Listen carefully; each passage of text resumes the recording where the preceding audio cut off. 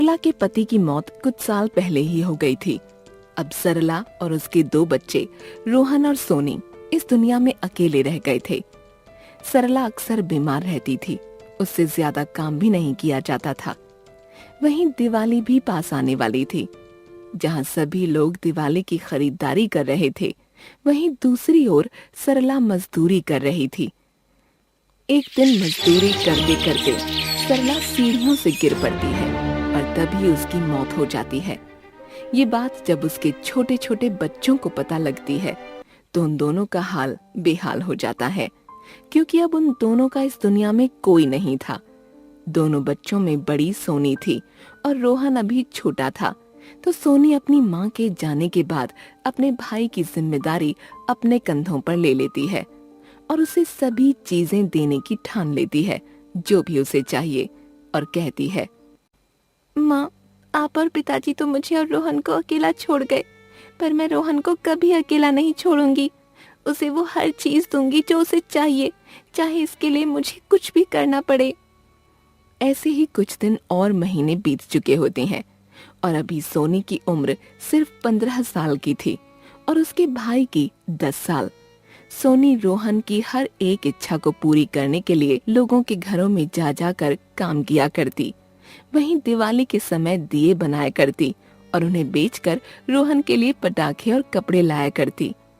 पर इस बार सोनी को काम नहीं मिला और तो और वो जो भी दिए बनाती वो भी नहीं बिके। ये सब देखकर रोहन अपनी बहन से कहता है, दीदी, आप एक काम करो, आप दिए बनाकर मुझे दो और मैं वो दिए ले जाकर बाजार में बेचूंगा। तब देखना कितने सारे पैसे आएंगे और हम दोनों अच्छे से दिवाली मना पाएंगे।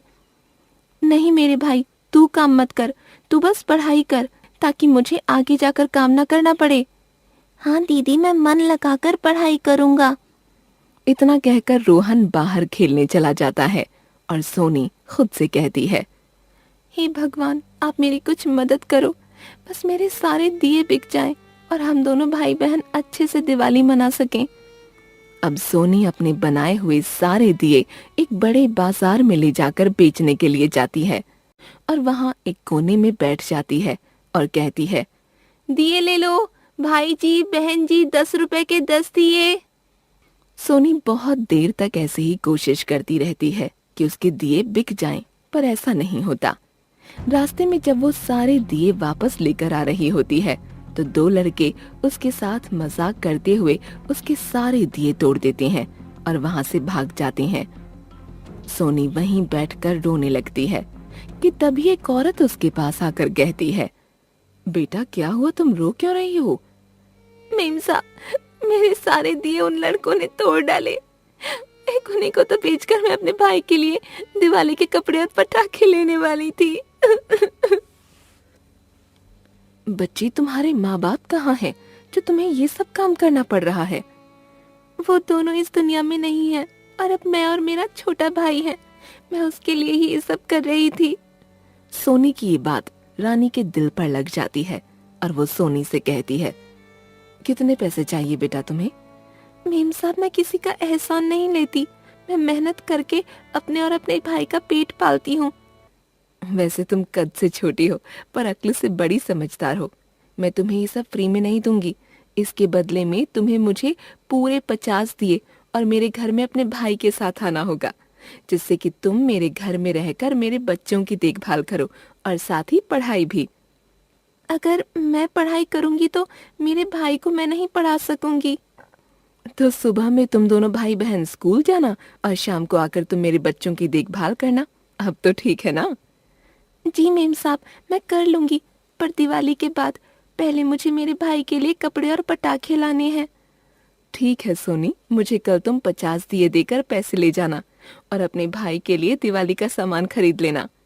ठीक है मेम साहब, आपका बहुत बहुत धन्यवाद।